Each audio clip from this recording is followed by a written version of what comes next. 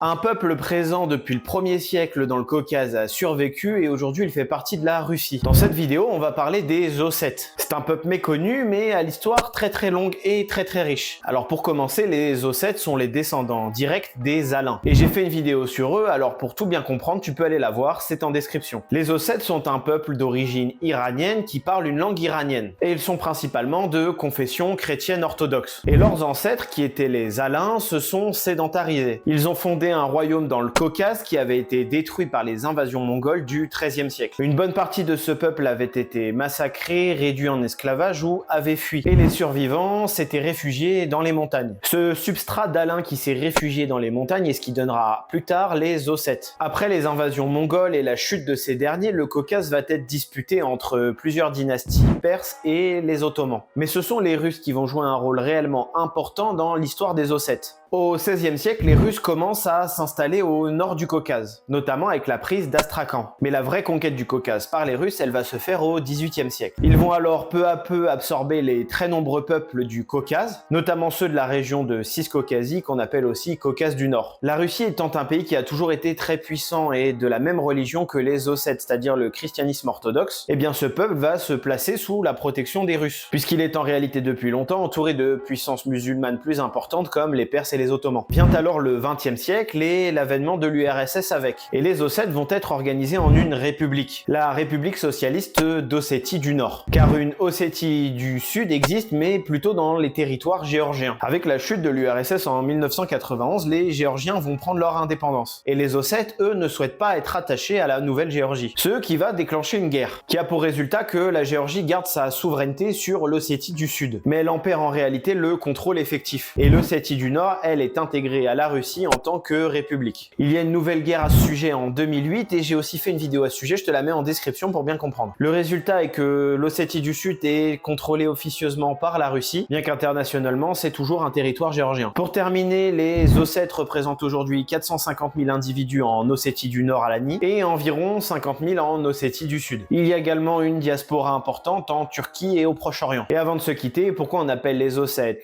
et plus les Alains? Ce terme Ossète, il vient du géorgien os, qui au pluriel se dit ostie. Et les Géorgiens utilisaient ce terme pour désigner les populations iraniennes qui vivaient au nord de leur territoire. Les Russes ont repris ce terme et l'ont adapté en Ostini. Et en français, on l'a également adapté, ce qui a fini par donner Ossétie. Les Russes ayant progressivement occupé le Caucase, ils ont repris ce terme géorgien pour désigner les Ossètes. C'est ainsi qu'on a perdu la dénomination d'Alain et qu'on est plutôt passé au terme d'Ossète. Alors là, tu pourras pas me dire que t'as pas appris au moins quelque chose. Si c'est le cas, tu peux t'abonner, commenter, partager et liker la vidéo.